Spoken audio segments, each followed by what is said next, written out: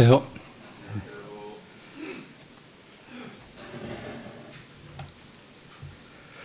벌써 9월 달이 됐습니다.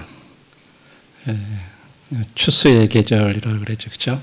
벌써 추석도 이달에 있고 모든 걸 거두는데 저희들도 영적으로 이제 또 거둬야 되는 어떤 그런 일들을 한번 이렇게 생각을 해보게 됩니다. 지난주에 저희들이 이제 23, 24, 25 김정만 형님을 모시고 우리도 이제 현 시대에 대해서 또 우리나라에 대해서 이렇게 좀 생각을 해봤습니다. 제일 문제가 저출산, 아이들을 낳지 않는 문제, 그걸로 인해서 이제 앞으로 참 이게 우리 미래 세대들이 어떻게 될 건가, 이런 염려들, 또 동시에 초고령 사회, 애들은 안 낳는데 노인들은 점점 오래 장수하셔서 이제 노인들은 많아지고 이런 세대로 가는 가운데서 특별히 또 이제 30, 40대들의 문제들, 이런 가운데서 저희들이 어떻게 전도해야 될까, 이제 이런 부분들에 대한 많은 도전들을 이렇게 해주셨는데, 저는 이제 그런 것들을 이렇게 들으면서 우리들이 이제 외적으로 드러난 현상들은 그런데 그 보이지 않는 그 이면에 있는 이 두 세력에 대해서 한번 이렇게 생각을 해보게 됐습니다. 그래서 이 세상의 이 반대와 우리들이 그런 가운데서도 어떻게 하면 이 효과적인 증인이 우리들이 될 수 있을까 하는 이런 부분들에 대해서 하나님 말씀을 통해서 함께 생각해 보기를 원합니다. 말씀은 요한복음 15장 18절로부터 27절까지 말씀입니다. 우리 함께 이 말씀을 이렇게 보도록 하겠습니다. 요한복음 15장 18절로부터 27절입니다.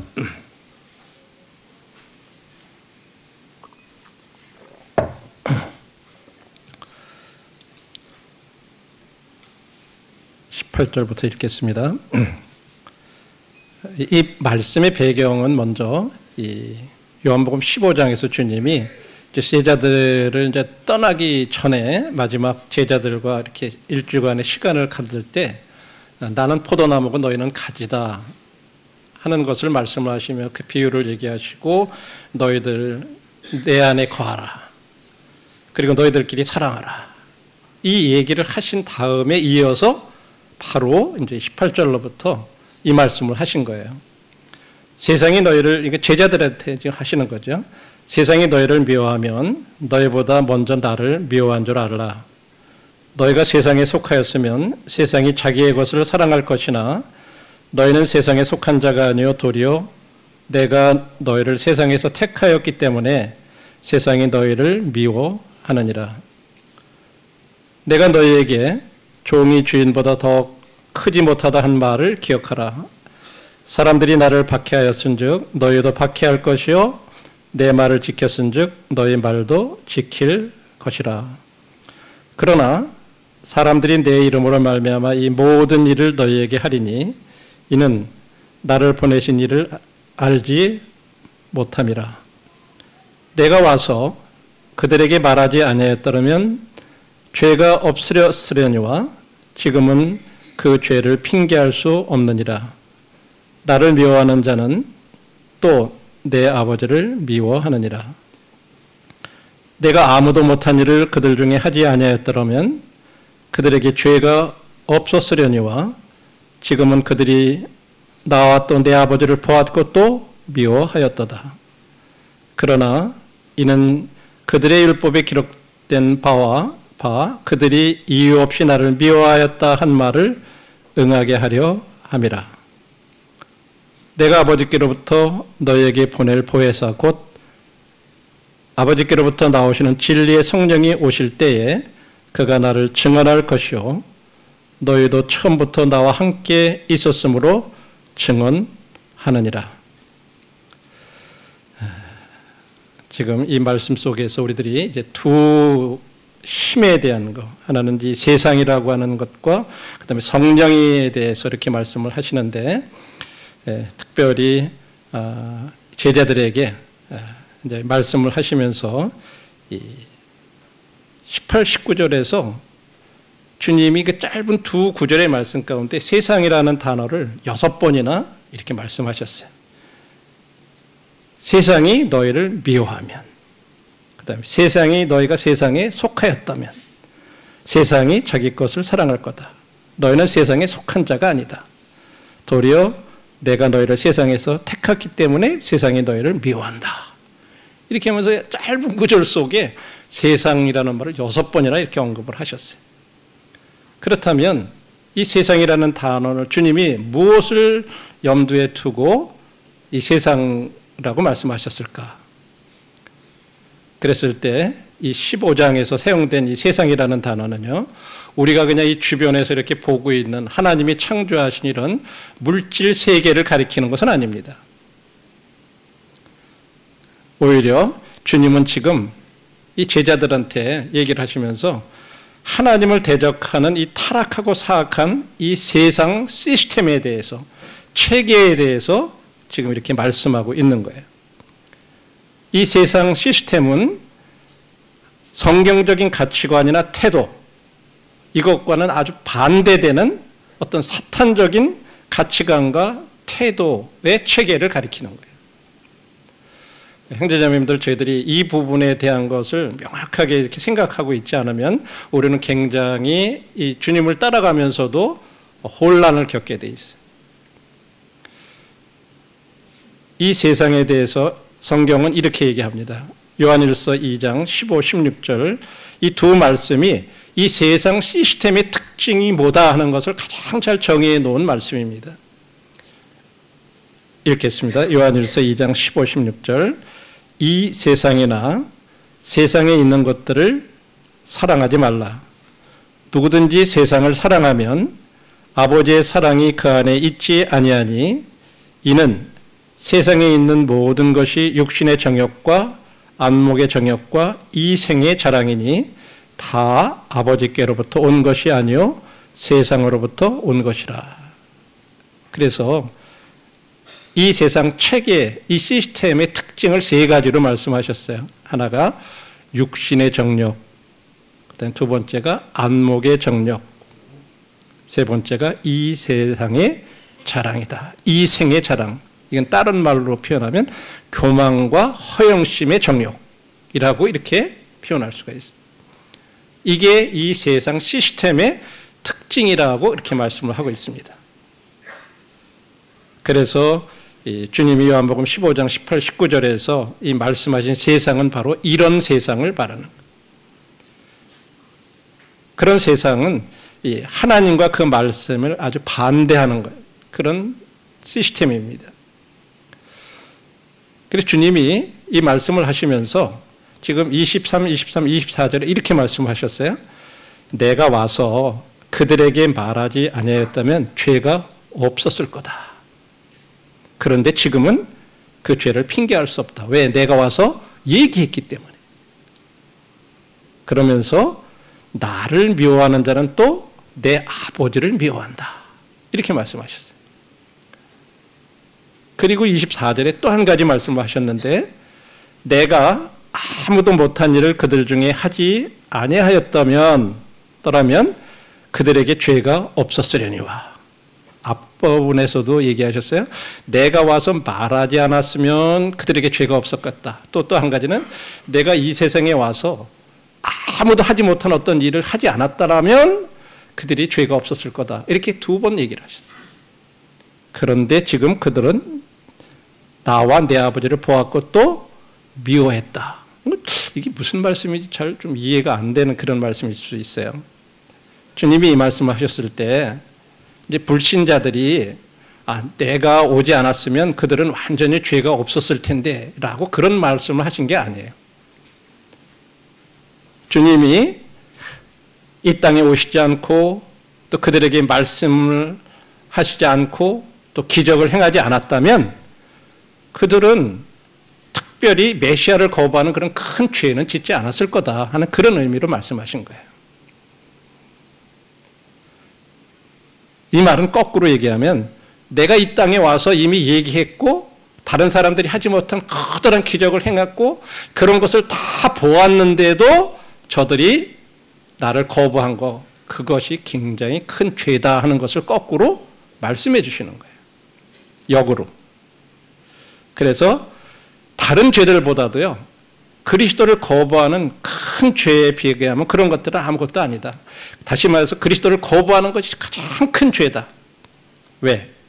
이 사람들이 그 당시 예수님 당시에 예수님의 주장이라든지 말씀이라든지 또 예수님이 행한 기적, 그 예수님이 행한 기적은 지금 구약시대에 너희들이 했던 아는 어떤 선지자들이 행한 그 기적보다 더 커다란 기적이었다. 근데 그것을 그들이 다 보았다. 그러고도 나를 거부했다. 그것이 진짜 커다란 죄다라고 지금 이렇게 말씀하신 거예요. 마찬가지로요, 오늘날 우리들이 예수님의 말씀과 예수님이 행하신 그런 행적, 역사들, 그런 일들을, 그런 것들을 경험하고 그런 것에 노출된 다음에 우리들이 주님을 거절하게 되면요, 그 책임이 더 크고 그 죄가 더 크다고 하는 것을 말씀해 주시는 거예요.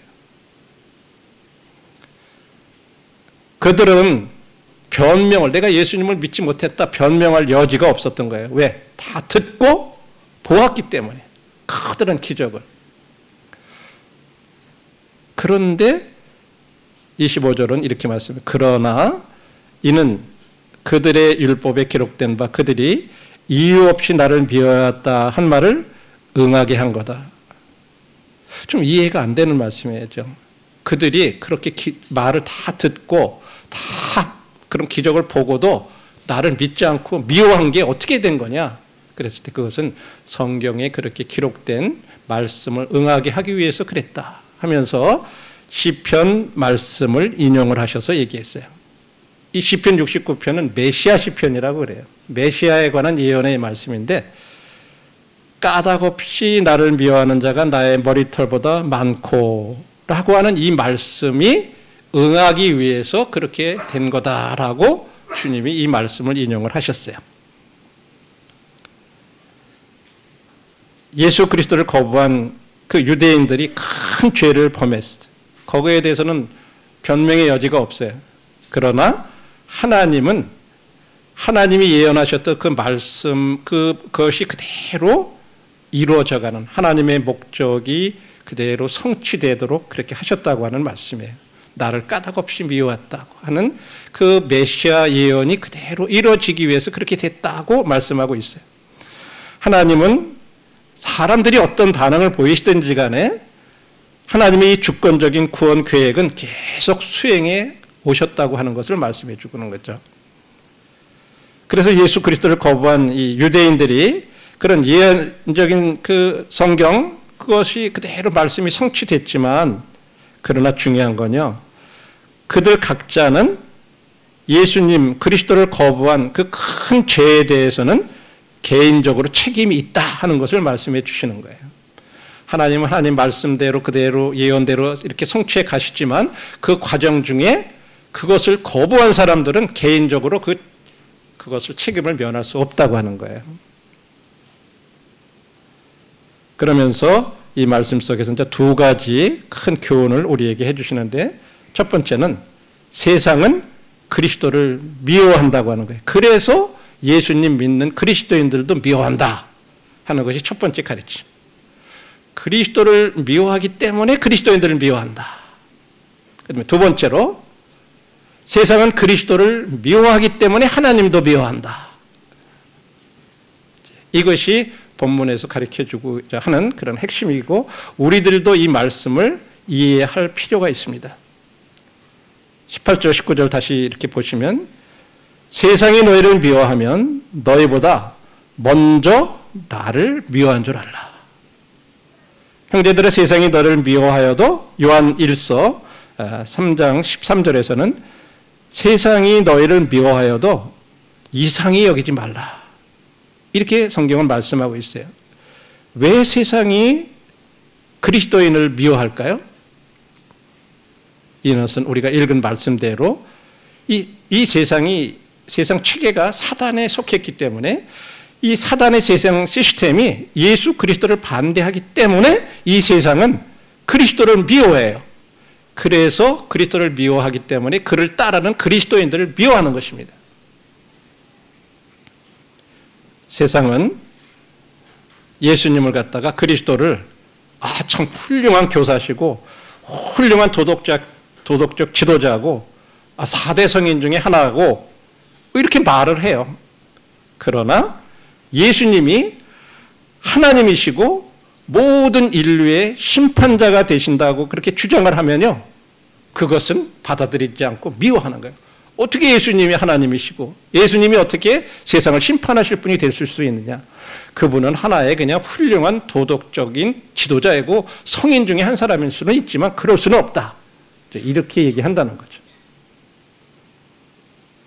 그래서 우리가 그리스도인이 되기 전에는요, 세상은 우리를 미워하지 않았어요. 여러분들도 그런 경험을 하셨을 거예요.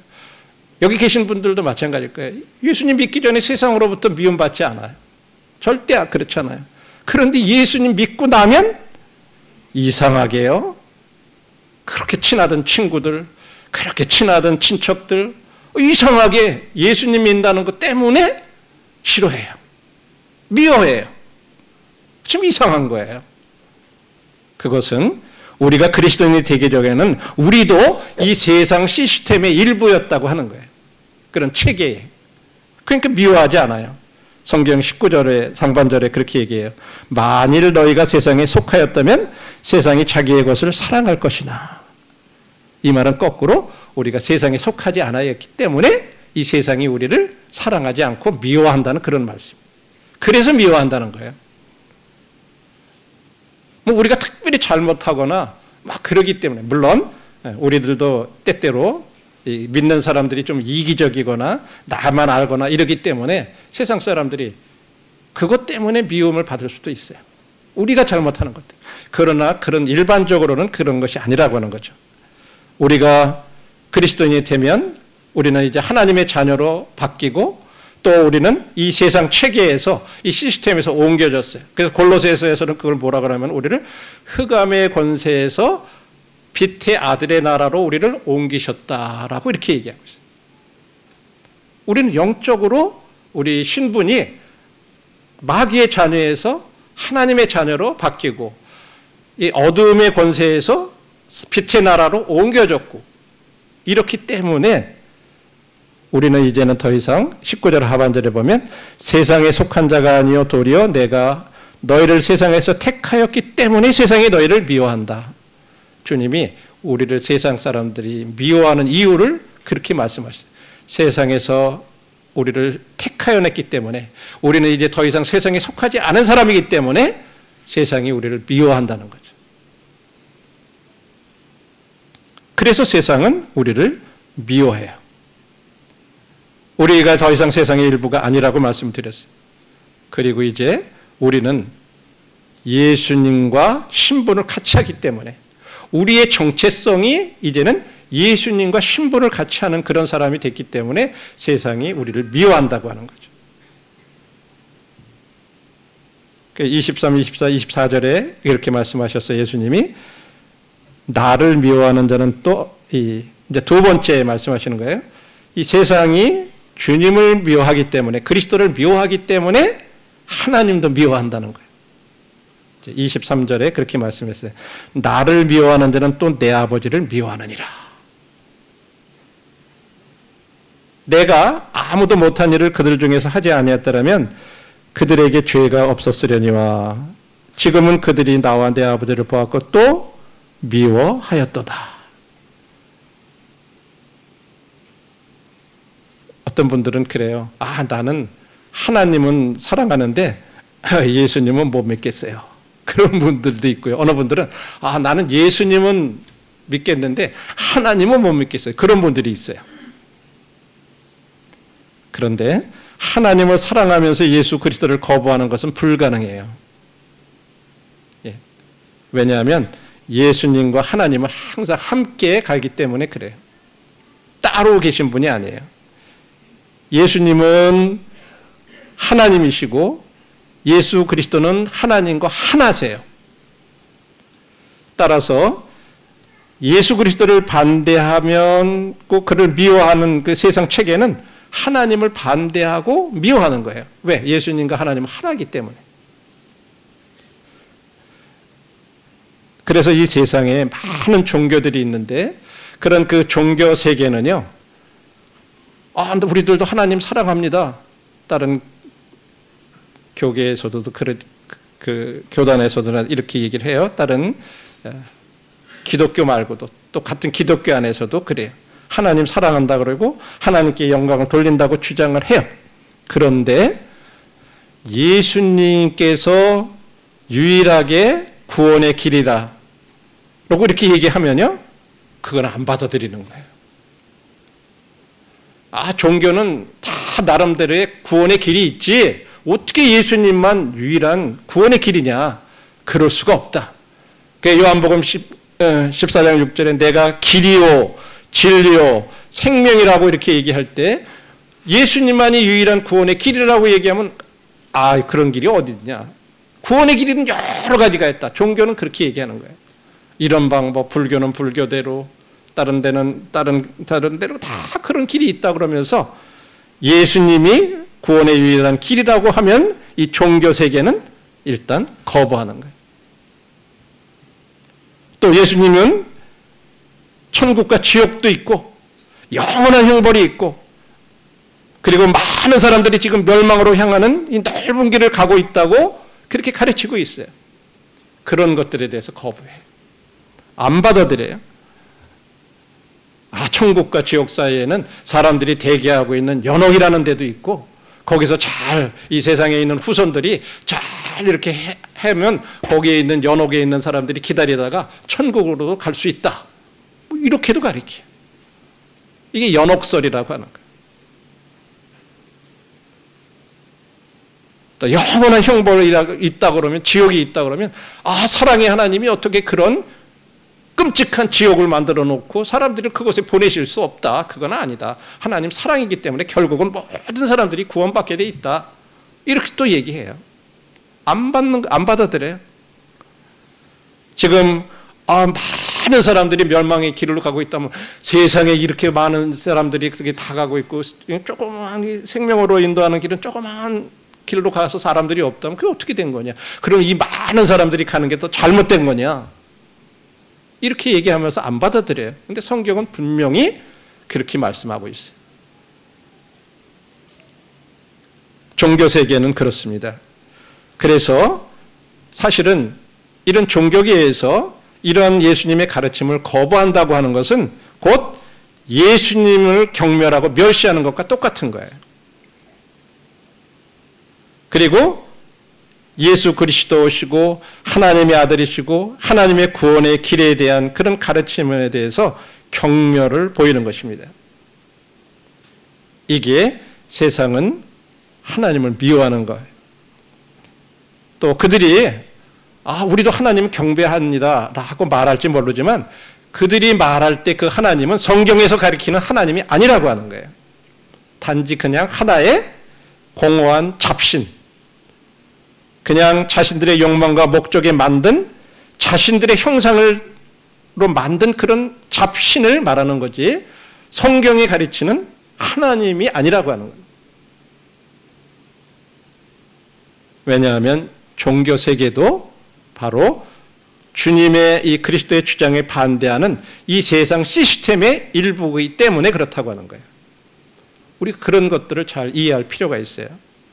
그래서 세상은 그리스도를 미워하고 따라서 하나님을 미워한다고 하는 거죠. 그래서 형제자매님들, 이제 저희들이 이렇게 주님을 믿고 따라가실 때 학교에서 학생들은 학생대로, 또 직장 생활하시는 분들은 직장 생활하시는 분들, 또 그렇지 않더라도 일반 사회에서 친척이나 이런 분들로부터 뭔가 내가 예수님 믿는 것 때문에 미움을 받는 어떤 그런 것이 있다면 먼저 나를 개인적으로 싫어하거나 그래서 그런 것이 아니라 시스템 자체가 이처럼 이 세상 시스템은 그리스도를 미워하고 또 하나님을 미워하기 때문에 그렇다고 하는 것을 우리도 이해할 필요가 있다고 하는 거죠. 자, 그렇다면 이와 같은 상황들을 알고 우리가 실제 살아가는 우리의 삶 가운데 우리가 어떻게 이런 것들을 적용할 건가 하는 걸 생각할 때 첫 번째 생각해 보면, 만일에 세상이 우리들을 사랑한다면 우리는 우리들 자신에 대해서 한 번쯤 돌아봐야 돼요. 세상이 우리를 사랑한다면, 다시 말해서 세상의 사랑을 우리가 받는다면 우리는 한 번쯤 걱정해 봐야 됩니다. 또 한 가지, 성령의 능력이 없이는 우리는 이러한 막 반대하는 이 세상 가운데에서 효과적인 증거를 할 수가 없다고 하는 거예요. 또 우리들이 효과적인 증인이 되지 못하면 성령께서도 효과적인 증거를 할 수 없다는 사실을 기억해야 된다고 하는 거예요. 좀 더 설명을 드리겠습니다. 15장 20절에 주님이 이렇게 말씀하셨어요. 내가 너희에게 종이 주인보다 더 크지 못하다 한 말을 기억하라. 사람들이 나를 박해하였은즉 너희도 박해할 거다.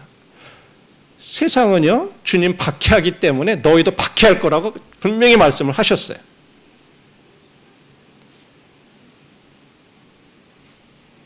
또 반대로 너희 말을 지켰은즉, 내 말을 지키면 너희 말도 지킬 거다, 이렇게 말씀하셨어요. 이 말씀은 무슨 말이냐면, 우리가 일부러 막 사람들 박해받으려고 노력하거나 미움을 받으려고 노력해야 된다, 그런 의미가 아니에요. 우리들이 예수님을 공개적으로 나는 예수님을 믿는 사람입니다라고 이렇게 동일시하고 또 다른 사람들에게 하나님 말씀을 전하면요, 자연스럽게 이 세상으로서부터 미움을 받고 박해를 받게 된다고 하는 그것을 말씀하고 있는 거예요.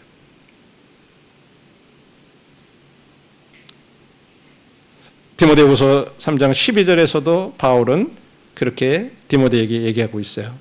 무릇 그리스도 예수 안에서 경건하게 살고자 하는 자는 박해를 받으리라. 박해를 받을 수도 있다, 그렇게 말씀하지 않았어요. 분명하게 경건하게 살고자 하면 박해를 받을 것이다라고 못을 박았어요. 예. 그래서 우리들은 만일에 세상이 우리를 지금 사랑하고 있다면 우리를 걱정해 봐야 됩니다. 왜냐하면 그것은 뭔가 잘못됐다고 하는 것을 의미하기 때문에 그래요. 말씀하고 반대가 되기 때문에 그래요.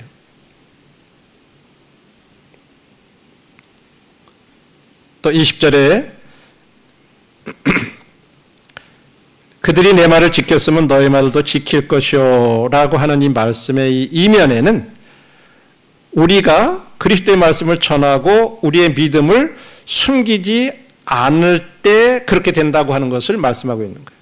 그것을 전제로 말씀하신 거예요.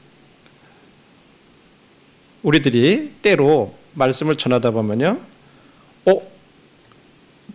굉장히 마음을 열고 이렇게 말씀을 듣는 그런 구도자들을 발견할 때가 있어요. 물론 대부분 그렇지 않지만 그럴 때는 우리들이 마음 가운데 성령이 그 사람의 삶 가운데서 일하고 있다는 그런 증거라고 하는 거예요. 그들이 하나님의 말씀에 열려 있다는 것이 때때로 우리들이 어떤 구도자들을 대할 때 볼 수가 있어요. 그러나 일반적으로는 대체적으로 세상 체계는요, 그리스도를 반대한다고 하는 거예요.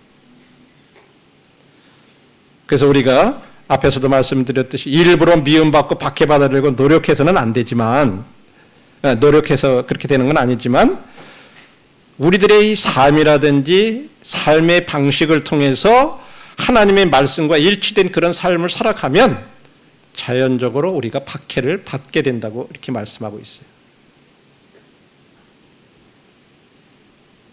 물론 그와 같은 박해가 어떤 육체적인 박해가 아닐 수도 있어요.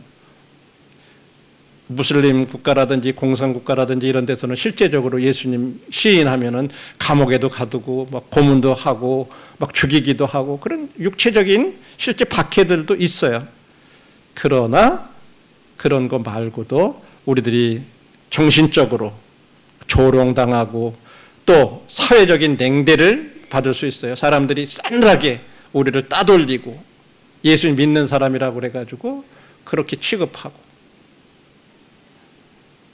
이처럼 우리가 경건한 삶을 살고 있다면 박해가 올 거라고 하는 거죠. 그래서 우리들이 이 세상의 사랑을 받고 있다면 한 번쯤 걱정해 봐야 된다고 하는 거예요. 그 말은 내 삶 속에 뭔가 타협해서 적절하게 내 자신의 신분을 숨긴다든지 그냥 말하지 않는다든지 그러면 그런 게 있을 수가 없어요. 우리는 그런 유혹을 또 받아요. 내가 이 자리에서 이런 얘기를 하면 이 사람이 나를 어떻게 하지 않을까, 나를 어떻게 이상하게 생각하지 않을까 하면서 그냥 우리들의 입이 닫혀져 있을 수 있어요. 그러나 우리가 아까 말씀대로 정상적으로 우리들의 삶이 말씀을 따라서 이렇게 살아가는 그런 삶이 되면 박해가 따른다고 하는 거죠.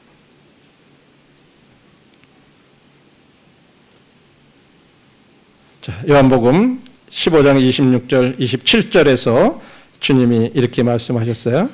내가 아버지께로부터 너희에게 보낼 보혜사 곧 아버지께로부터 나오는 진리의 성령이 오실 때에 그가 나를 증언하실 것이요 너희도 처음부터 나와 함께 있었으므로 증언하느니라. 이 말씀을 통해서 우리가 알 수 있는 두 가지 사실이 있어요. 지금 제자들한테 세상이 나를 미워했기 때문에 너희도 미워할 거다, 너희들이 박해를 받을 거다, 그렇게 해놓고 딱 끝났다고 한번 생각해 보세요. 제자들이 얼마나 낙심됐겠어요. 그렇죠? 이제 우리는 이제 세상에서 미움받고 막 이렇게만 될 거다라고 생각할 때 주님이 그러나 너희들을 도우시는 분이 올 거다. 보혜사 성령께서 오셔서 그분이 나를 증언할 거다. 나에 대해서 증언할 거다.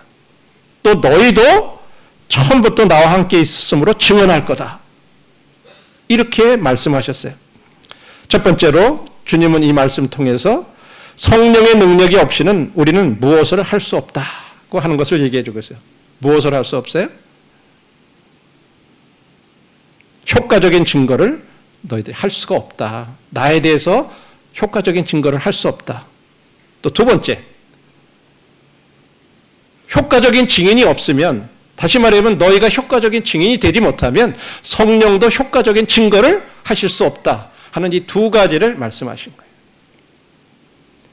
제자들을 격려하시면서 너희들이 세상이 그렇게 미워하지만 성령이 오셔서 너희들이 성령을 의지하면 성령께서 너희들을 통해서 효과적인 증거를 하실 수 있도록 그렇게 해 주신다. 이것을 말씀해 주고 있죠. 그래서 우리는 이 성령의 능력 없이는 효과적인 증거나 증언을 할 수가 없고 간증을 할 수가 없어요. 그러나 우리가 또 반대로 효과적인 증인이 되지 못하면 성령도 효과적인 증거를 하실 수 없다고 하는 거예요. 우리가 이 두 가지 사실을 균형 있게 잘 분별하고 생각해 볼 필요가 있습니다. 우리는 이런 세상이 미워하는, 우리를 미워하는 이 세상 속에서도 성령님과 함께 하게 될 때 우리는 승리할 수 있는 그런 팀이 될 수 있어요. 함께.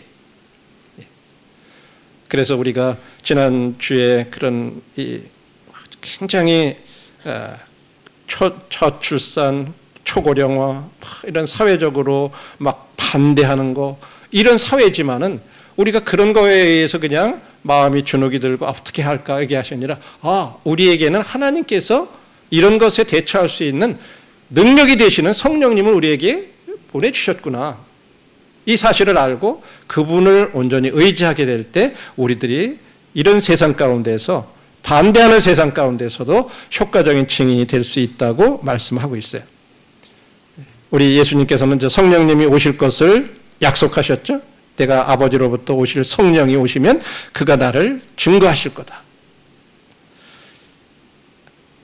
성령이 오시면은 이 제자들이 예수님하고 이 세상에서 함께 이 공동생활을, 이 공생애를 하시는 동안에 주님이 말씀하셨던 거, 또 주님이 행하셨던 기적, 그런 것들이 이런 의미구나 하는 것을 다 기억나도록 도와주실 거라고 이렇게 얘기했어요. 3년 동안 주님 따라다니면서 보았던 거, 이런 것들이 다 이런 의미가 있구나 하는 것을 성령께서 깨닫게 해주신다.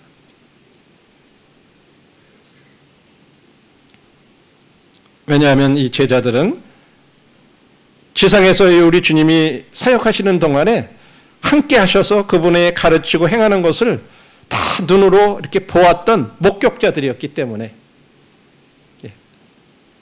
그래서 그 제자들은 주님을 위한 그런 효과적인 증인이 되어야만 했던 거예요. 그래서 주님이 지금 그러는데 세상이 너희들을 미워한다는 것을 먼저 알라고 앞에 말씀을 해주시고, 그렇지만 너희들이 그렇게 나를 위한 효과적인 증인이 될 수 있도록 성령님을 보내주시겠다고 이렇게 약속을 하신 거예요. 그래서 26절에서는 성령이 하시는 일도 그리스도를 증거하는 일을 하실 거라고 얘기했어요. 성령은 절대로 자기 자신을 드러내시거나 또 이 증인들이 자기 자신을 높이도록 하시는 게 아니라 성령이 하시는 일은 주님을 높이고 주님을 드러내는 일을 하신다고 하는 거죠. 그래서 우리들이 성령님을 따라가면 자동적으로 주님이 드러나시는 거예요. 주님이 드러나시는 거지 우리가 드러나는 게 아니죠.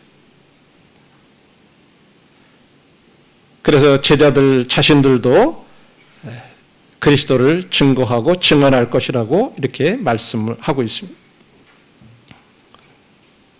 그러면 성령님이 어떻게 그리스도를 증거하시나요? 성령이 막 돌아다니시면서 막 이렇게 음성으로 얘기하시나요? 첫 번째는 성령은 기록된 말씀을 통해서 그렇게 하세요. 기록된 말씀을 통해서 성령께서 그리스도를 증거하신다고 말씀하고 있어요. 이것을 우리 마음 가운데 신비주의적인 것처럼 이 성령을 생각해서는 안 돼요. 우리 안에 계신 성령은요, 우리가 신비롭게 생각하실 분이 아니에요. 실제적인 인격으로서, 생명으로서 하나님의 말씀과 더불어 역사하시는 분이세요. 첫 번째는 말씀을 통해서 그리스도를 증거하시고, 두 번째는 우리를 통해서도 증거하신다고요. 성령께서 우리를 통해서. 그러면 우리는 어떻게 그리스도에 대해서 효과적인 그런 증거, 간증을 할 수 있을까요? 자, 우리가 어떻게 하면 그렇게 효과적인 증거를 할 수 있을까요? 성령이 하실 수 있도록 우리가 그 말씀을 잘 알아야 돼요. 그러기 위해서 성경을 알고 또 우리들이 암송하고 암기하고, 그 우리 마음 가운데 말씀이 있게 될 때 이제 성령은 말씀을 통해서 증거하시기 때문에 우리 안에 있는 그 말씀을 통해서 주님을 증거하시는 거예요. 그래서 성령께서 우리를 통해서 구원으로 가는 길을 분명하게 다른 사람들에게 이렇게 가르쳐 주시는 거죠. 이 원리를 우리 마음 가운데 기억할 필요가 있습니다. 또 한 가지는 우리들의 믿음을 방어하는, 우리가 있는 이 도리에 대해서 다른 사람들에게 너는 왜 그렇게 믿냐? 이런 것을 물어보거나 질문할 때 죄송합니다. 그런 것을 방어할 줄 아는 법을 공부해야 된다고 하는 거예요. 그것을 이제 이 신학적인 용어로는 변증학이라 이렇게 얘기를 해요. 그래서 지난번에 우리 이곳에 와서 말씀을 전해주셨던 그 형제님께서 그런 거에 관련된 책들을 이렇게 많이 쓰셨어요. 그래서 그런 책들을 우리들이 성경 말씀과 더불어서 우리들의 믿음을 방어하는 그런 방법들, 역사는 하나님을 증거한다. 그 다음에 하나님을 찾는 지성인, 진짜 올바른 지성인들은 하나님을 찾게 된다는 거죠. 이제 그런 부분들에 대한 것들을 이렇게 책으로 쓰셨는데, 그런 것들을 우리들이 공부할 필요들이 있어요. 그렇게 하면요, 성령께서 우리가 공부한 그런 것들을 다시 이렇게 생각나게 해주신다는 거죠. 그게 우리들이 효과적인 증인이 될 수 있는 방법이고, 그럴 때 성령님께서 우리를 통해서 효과적인 증거를 하실 수 있다고 하는 거죠. 우리는 깨끗하고 열린 통로가 되어 성령께서 사용하실 준비가 되어 있어야 된다고 하는 거예요. 그런데 우리들의 삶이 깨끗하지 못하고 뭔가 죄와 타협하고 있고 그래서 우리들이 담력을 잃고 있고 이러면 성령께서 역사할 수 없다고 하는 거예요. 뭔가 우리들이 가정에서 부부간에 불화가 있고 뭔가 부모들과 시부모들과 자식 며느리들과 뭐 어떤 그런 불화 가운데 있고 이렇게 할 때 성령이 역사하실 수가 없다는 거죠. 자식들과. 그래서 우리들이 이렇게 영적인 통로가 되어서 우리들 또 말씀으로 우리들 자신이 준비가 되어 있을 때 성령께서 우리를 사용하실 수 있다는 거죠. 그렇게 될 때 하나님이 우리들에게 말할 수 있는 기회들을 주시는 거예요. 그럴 때 우리들이 그런 기회를 활용해야 된다고 합니다. 더불어서 우리는 사람들과 관계를 잘 맺어야 돼요. 이제 여기에서 우리들이 이제 혼돈하시면 안 돼요. 아까 말할 때 세상의 사람들이 우리를 사랑하면 뭔가 좀 이상한 것 같다. 그렇게 얘기하고 여긴 또 사람들하고 관계를 맺어야 된다. 이게 어떻게 보면 모순처럼 들리지 않으세요?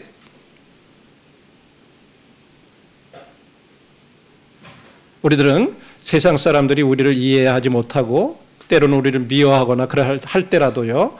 우리는 그들에 대해서 미워하거나 우리 편에서 먼저 그들에 대해서 문을 닫거나 그래서는 안 돼요.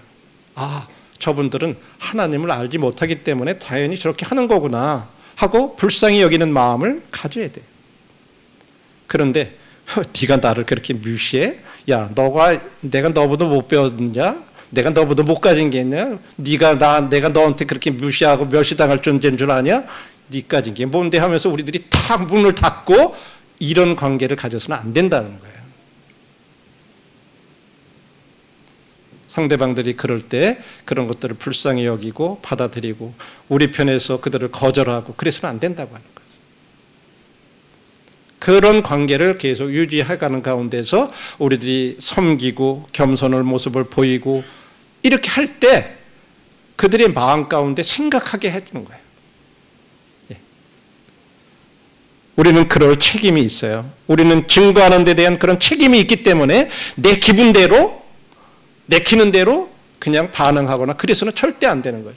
내가 잘못하면요. 그 사람들이 내가 보인 그 반응 때문에 그 사람들이 지옥 갈 수 있어요. 그들이 예수님 믿는 거에 대해서 믿는다는 게 젖따위야? 똑같이 쥐가 나하고 다를 게 뭐가 있어? 내가 싫어하는 것처럼 저도 나 싫어하고 미워하고 그러네?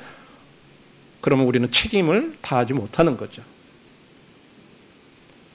우리는 증거하는 데 책임을 가져야 합니다. 그렇기 때문에 그런 것을 견디고 감수하는 그런 필요가 있는 거예요. 그래서 우리는 이것을 미리 알 필요가 있습니다. 나를 미워하는 것이 아니라 주님이 예수님을 미워하기 때문에 나한테 그렇게 하는 거구나. 이것을 알면 상대방을 우리가 미워하지 않을 수 있다는 거예요. 같이 반응하지 않을 수 있다는 거예요.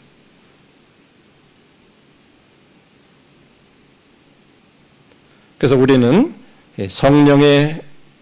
성령님이 없이는 효과적인 증거나 간증을 할 수가 없고 성령님도 우리 없이는 완전히 효과적인 증거를 하실 수 없다고 하는 거예요. 우리가 굉장히 중요해요. 내 스스로는 주님을 잘 증거할 수 없고 성령님을 의지하면 그렇게 하실 수 있다는 거죠. 그래서 우리들이 이런 사실을 알고 이제 그냥 머물러 있지 않고 앞으로 발을 내딛는 거예요. 앞으로 나가면요. 그러고 효과적인 증인이 되는 이 책임을 우리들이 이렇게 떠맡게 될 때 성령께서도 우리에게 능력을 주시고 우리를 통해서 증거하실 수 있다는 거죠. 근데 우리 편에서 어떤 그런 책임, 나는 그러고 싶지 않아. 나는 그런 거 당하고 싶지 않아. 이렇게 하고 그런 거 그냥 좋은 게 좋은 거야 하고 이렇게 넘어가면 성령께서 역사하실 수 없다는 거죠. 결론의 말씀 드리고 마치겠습니다. 빌립보서 2장 15절에 이는 너희가 흠이 없고 순전하여 어그러지고 거스리는 세대 가운데서 하나님의 흠없는 자녀로 세상에서 그들 가운데 빛들로 나타내라고 말씀하고 있어요. 지금 우리들이 살고 있는 이 세상은 아까 말한 대로 사단의 가치관과 그런 것들을 따라가는 그런 세대예요. 그런 세상 가치관의 그런 체계이기 때문에 어그러지고 거스리고 하나님의 진리의 말씀과 반대되는 그런 것들로 이루어진 것이 이 세대라고 이렇게 얘기하고 있어요. 그런 가운데 그것이 그렇기 때문에 어두움으로도 이렇게 표현을 했어요. 그런데 우리들이 그런 속에서 흠없는 자녀로 그들 가운데 빛들로 나타내기를 원하신다는 거죠. 거꾸로 이 세상이 그렇게 어두울수록 우리가 빛의 역할을 할 수 있다고 하는 거예요. 반대로 있으니까. 우리들은 그냥 평범하게 살아가는 것 같아도 그들과 함께 하지 않는 그것만으로도 우리들이 빛으로 드러내는 거예요.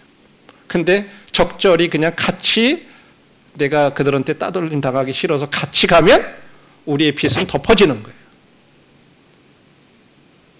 저들이 형제자매들 함께 우리들이 흠없는 하나님의 자녀로서 빛으로 이렇게 살아가는 이런 삶들이 성령님을 통해서 저와 형제자매들의 삶이 그렇게 되어지기를 바랍니다. 예, 감사합니다.